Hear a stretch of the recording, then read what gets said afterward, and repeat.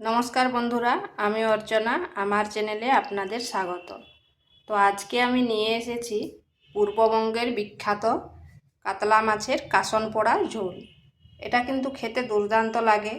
আর মাছের রান্না তো অনেক রকম করে খেয়েছেন, একবার এইভাবে করে দেখবেন, খেতে অসাধারণ লাগে আর মুখের স্বাদও পাল্টে যাবে। তো চলুন দেখে নেওয়া যাক আমি এই মাছের ঝোল কিভাবে তৈরি করি। এখানে আমি নিয়েছি কাতলা মাছ। কাতলা মাছগুলোকে নুন হলুদ মাখিয়ে নিয়েছি। কড়াইতে তেল দিয়ে দিচ্ছি সামান্য হলুদ, যাতে মাছটা ছাড়ার সময় তেল ছিটাবে নি।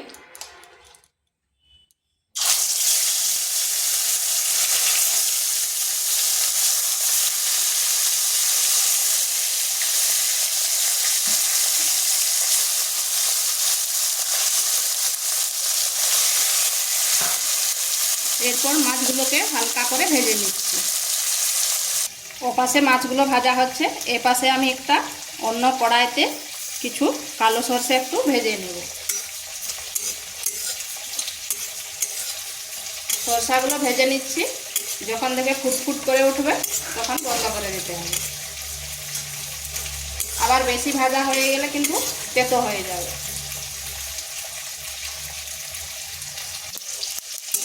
এই দেখুন সরষেগুলো ফুটফুট করে উঠেছে। এরপর গ্যাসটা বন্ধ করে দেবো। আর এই গরম কড়াইতে কিছুক্ষণ রেখে দিলে সেটা ভালোভাবে ভাজা হয়ে যাবে।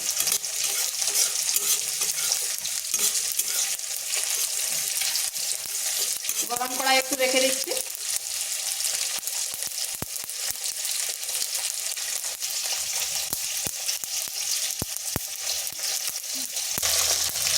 মাছগুলা কিন্তু আমি ভালো করে খুব বেশি ভাজবো না, কারণ পাতলা ঝোল হয় তো। এখন উল্টো পাশটা হালকা করে ভেজে নিচ্ছি।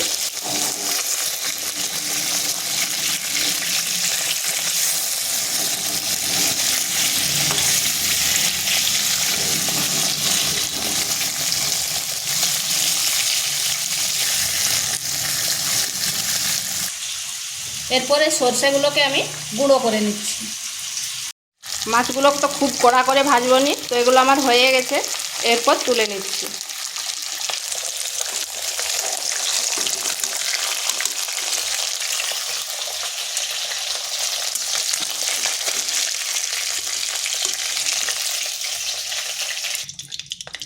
এই মাছের কড়াইতে আমি আরেক চামচ তেল দিয়ে দিচ্ছি।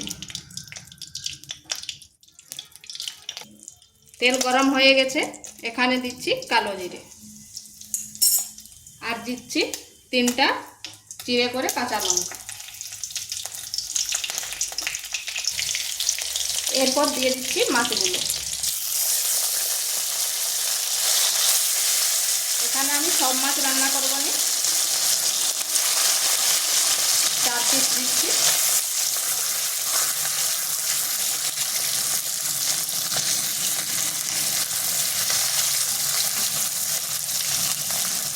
এরপর দিয়ে দিচ্ছি জল।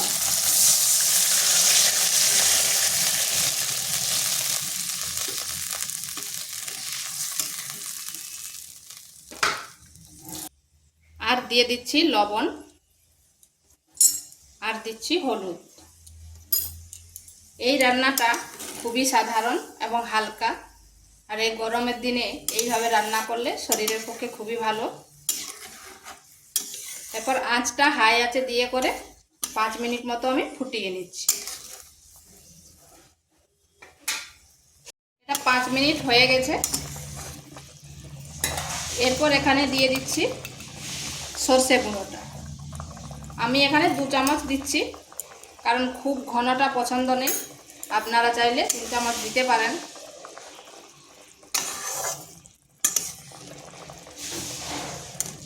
সরষা বাটাটা দিয়ে আবার 2 মিনিট ফুটিয়ে নিচ্ছি। এটা হচ্ছে কাতলা মাছের কাসন পোড়া ঝোল। নামটা হয়েছে কাসন পোড়া, কিন্তু এটা পোড়া নয়, সরষাটা ভাজা।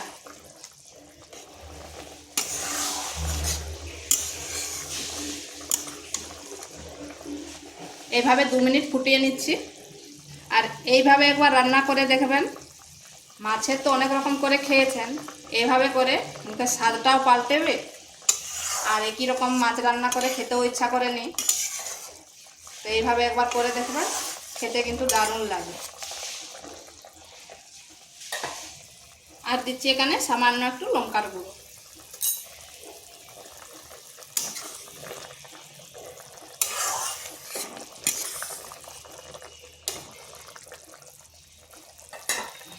এটা আমার হয়ে এসছে। এরপর ওপরটায় দিয়ে দিচ্ছি ধনেপাতা কুচি। ধনেপাতাটা আপনারা নাও দিতে পারেন, কারণ ধনেপাতা তো সবার পছন্দ নয়, কিন্তু ধনেপাতা দিলে তার গন্ধটা একটু আলাদা হয় যে কোনো তরকারিতে।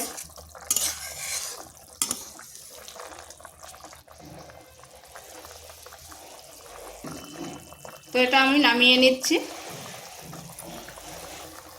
গ্যাসটা বন্ধ করে মিনিট 2 রেখে দিচ্ছি, তাতে ধনেপাতার যে গন্ধটা পুরো তরকারিটাই ভালোভাবে হয়ে যাবে। 2 মিনিট পর ফিরে এসেছি। দেখুন কত সুন্দর কালারটা হয়েছে। আর এটা খুব বেশি মশলা লাগেনি।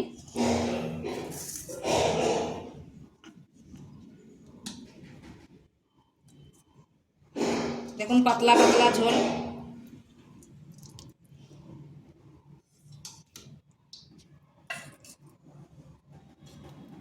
তো এইভাবে বাড়িতে একবার অবশ্যই রান্না করে দেখবেন, খেতে দুর্দান্ত লাগে।